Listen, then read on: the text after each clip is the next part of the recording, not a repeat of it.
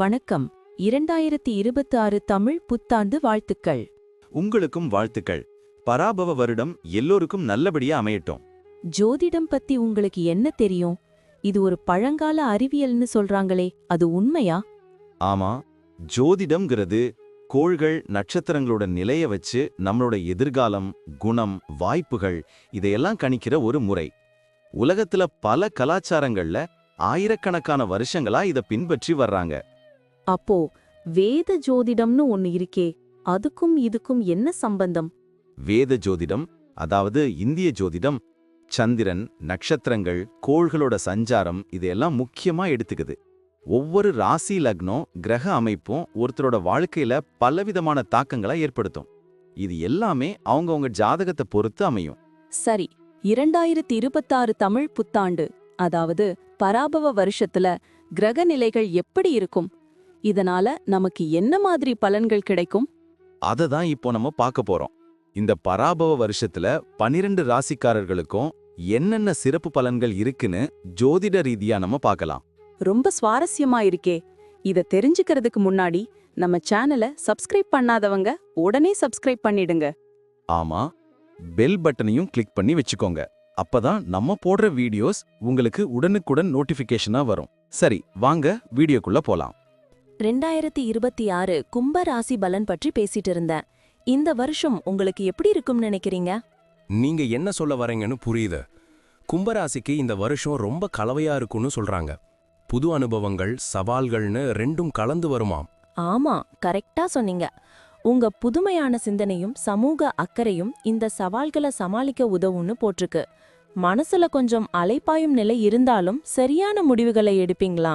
கேட்கவே நல்லா இருக்கு. சமூகத்துல என் திறமைக்கு அங்கீகாரம் கிடைக்கும்னு, ஆன்மீக நாட்டம் அதிகரிக்கும்னு சொல்லியிருக்காங்க. புது வாய்ப்புகளையும் பயன்படுத்திக்கணும்னு தோணுது. குடும்ப வாழ்க்கைய பத்தி என்ன சொல்றாங்க?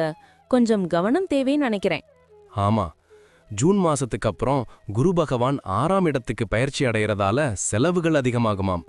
குடும்ப உறுப்பினர்களுக்குள்ள கருத்து வேறுபாடுகள் வரலாம்னு சொல்லியிருக்காங்க. பொறுமையா கையாளணும்னு இருக்கு. சுப நிகழ்ச்சிகள் கொஞ்சம் தாமதமாகுமாம். அடடா, குழந்தைங்களால கூட கொஞ்சம் மனக்கவலை உண்டாகலாம்னு இருக்கே. ஆனா மூத்தவங்க ஆதரவு கிடைக்கும்னு இருக்கு. விட்டு கொடுத்து போனா எல்லாம் சரியாகும்னு நம்புவோம். கண்டிப்பா. தொழில் வியாபாரத்துல எப்படி இருக்கும்? நான் ஒரு புது பிசினஸ் ஆரம்பிக்கலான்னு யோசிச்சுட்டு இருக்கேன். உங்களுக்கு நல்ல முன்னேற்றம் இருக்கும்னு போட்டிருக்கு. ராகு பகவான் முதல் வீட்ல சஞ்சரிக்கிறதால புது ஒப்பந்தங்கள் கையெழுத்தாகும்னு சொல்றாங்க. முதலீடுகளை மட்டும் கவனமா செய்யணும். வியாபாரத்தை விரிவுபடுத்துற எண்ணங்கள் ஈடேறுமாம். வாவ், சூப்பர் செய்தி. போட்டியை சமாளிச்சு புது யுக்திகளை கையாண்டு லாபத்தை பெருக்கலாம்னு இருக்கு. கூட்டு தொழில் செய்பவர்களுக்கும் நல்ல பலன்கள் கிடைக்குமாம். அயல்நாட்டு வர்த்தகத்துல கூட லாபம் கிடைக்கும்னு சொல்றாங்க. வேலை தேடுபவர்களுக்கு நல்ல வேலை கிடைக்கும்னு இருக்கு. ஏற்கனவே வேலையில இருப்பவர்களுக்கு பதவி உயர்வு, சம்பள உயர்வு கிடைக்கும்னு போட்டிருக்கு. வெளிநாடு போற வாய்ப்புகளும் உண்டாம். நல்லா இருக்கு. நிதி நிலைமை எப்படி இருக்கும்? அதுலதான் எனக்கு கொஞ்சம் பயம். இந்த வருஷம் கொஞ்சம் ஏற்ற இறக்கமா இருக்குமாம். குரு பகவான் 6ஆம் வீட்ல இருக்கிறதால எதிர்பார்த்த பணவரவு கொஞ்சம் தாமதமாகலாம்.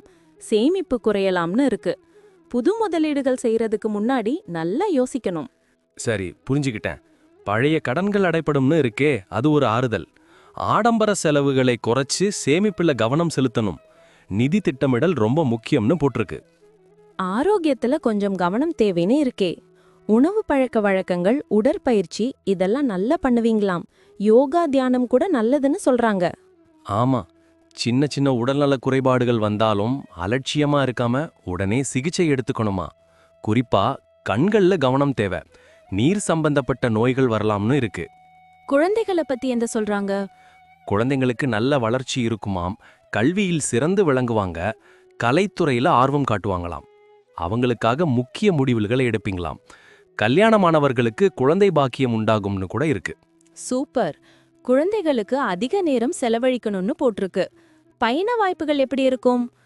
கேது பகவான் 7ஆம் வீட்ல இருக்கிறதால ஆன்மீக பயணங்கள் அதிகம் இருக்குமாமே. ஆமா, உறவினர்கள், நண்பர்களை பார்க்க வெளிப்பயணங்கள், தொழில் சம்பந்தமான பயணங்கள்னு நிறைய இருக்குமா.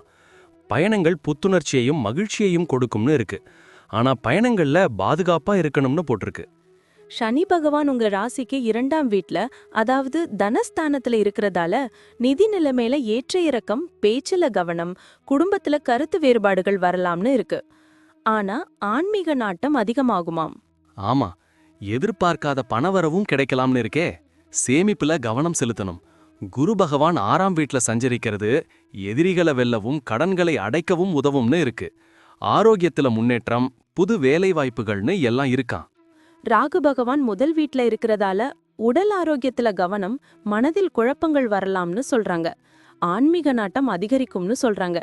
கேது பகவான் 7ஆம் வீட்ல இருக்கிறதால திருமண வாழ்வில் சில மாற்றங்கள், கூட்டுத் தொழில்ல கவனம் தேவைன்னு இருக்கு. ஓவராலா பார்த்தா இந்த 2026 வருஷம் கும்பராசிக்காரங்களுக்கு ஒரு கலவையான ஆண்டா தான் இருக்கும்னு தோணுது. புது வாய்ப்புகளையும் சவால்களையும் சந்திக்க தயாரா இருக்கணும். பொறுமையா செயல்பட்டா எதிர்காலம் பிரகாசமா இருக்கும்னு சொல்லியிருக்காங்க. ஆமா, கரெக்டா சொன்னீங்க. இந்த வருஷம் உங்களுக்கு நல்ல அனுபவங்களை தேடித்தரும். எல்லா துறைகளிலும் முன்னேற்றம் காண முயற்சி தேவை. சரி, எனக்கு இந்த ராசி பலன் ஒரு நல்ல வழிகாட்டியா இருக்கும்னு நம்புறேன். ரொம்ப நன்றி. இவ்வளவு நேரம் நம்ம பார்த்த இந்த பலன்கள்லாம் பொதுவானவே மட்டும்தான். ஆமாங்க, உங்களுடைய தனிப்பட்ட ஜாதகத்தை பொறுத்து சில விஷயங்கள்ல மாற்றங்கள் இருக்கலாம்.